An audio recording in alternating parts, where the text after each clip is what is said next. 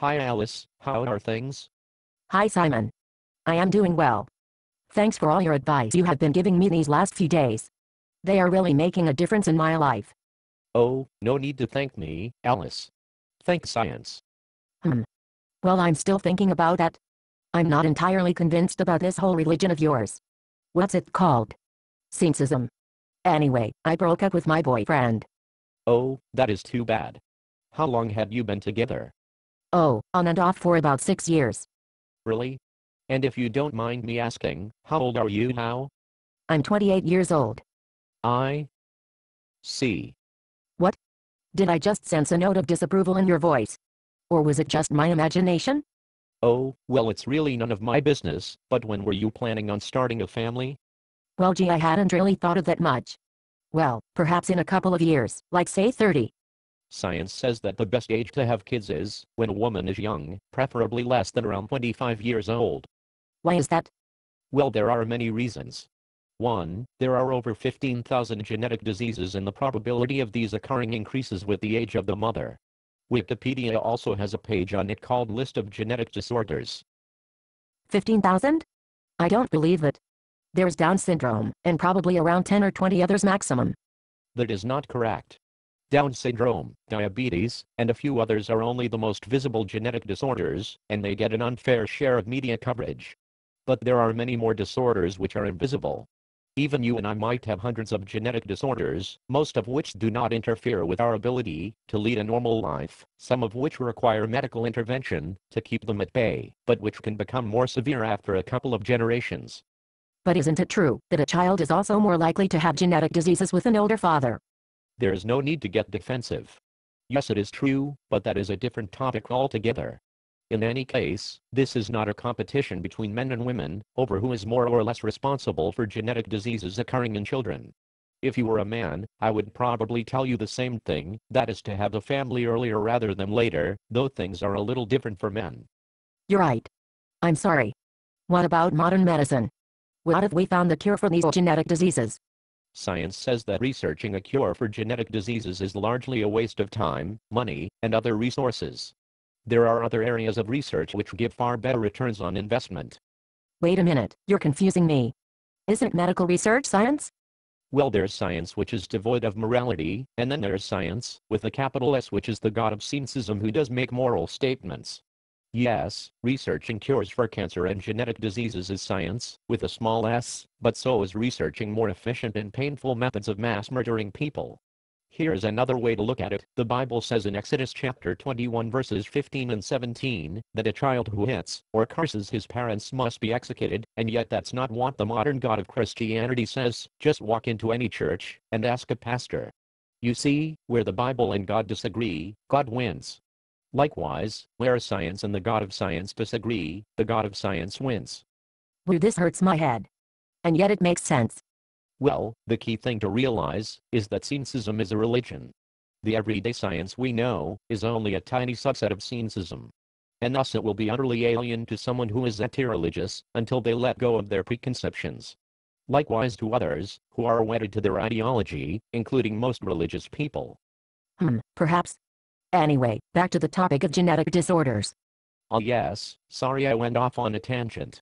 Anyway, in some parts of the world, where the trend is for parents to delay starting a family, the incidence of genetic disorders has been increasing. Also, there's a very funny movie called Idiocracy that I think you should watch. Admittedly, it's quite far from reality, but it will surely make you think. Okay, I'll be sure to watch it sometime. Anyway, so you're saying that a woman should ideally have a family before the age of 25. What about career? Unfortunately, biology does not wait for anyone. A career, however, can wait. But this will mean that women can't compete in the workplace with men. Again, science says that men and women should never be in a position where they are competing with each other. Men and women are different and complement each other's strengths and weaknesses. In any case, starting a career earlier in life is worse because it will necessarily be interrupted at some point due to family commitments, such as having and caring for children. The current practice of propping up this unstable arrangement with government legislation has its own set of problems.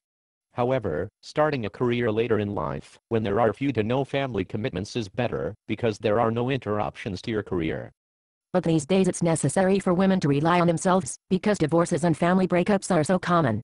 That is true, and it is unfortunately a consequence of feminism gone too far.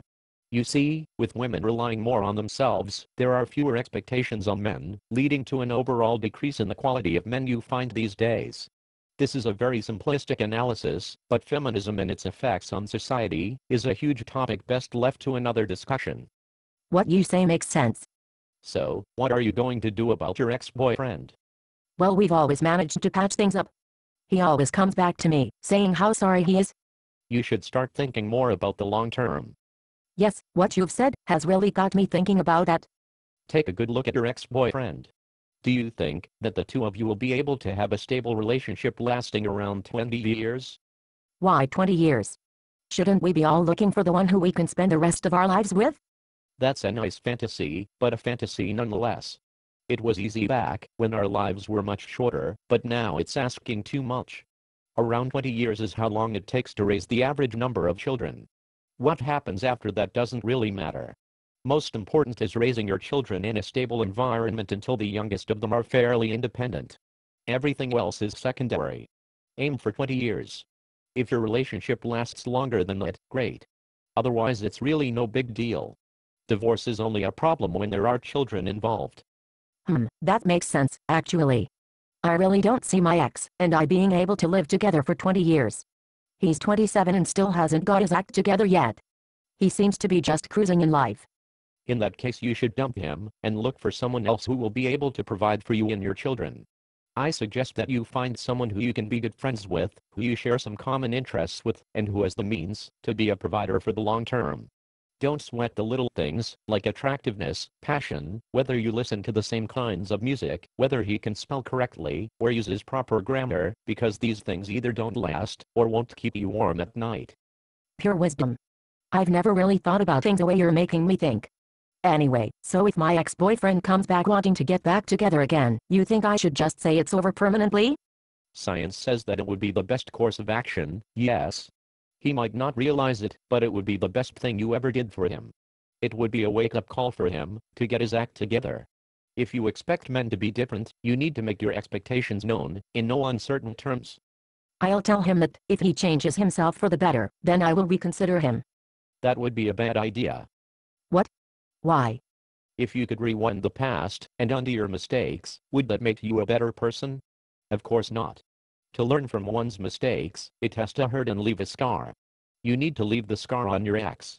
Don't let him rewind and undo his mistake. Otherwise he will just revert to his old ways eventually, and you will have made him a liar. Perhaps you're right. There are plenty of eligible men out there anyway. There's a book entitled Smart Girls Marry Money which I think you will enjoy. You can find it on Amazon.com. Okay, I'll keep an eye out for that. Hey, thanks Scimon.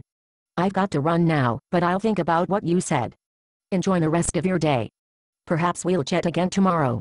That would be great, Alice. Thanks for your company. I should get some errands done too. See you later.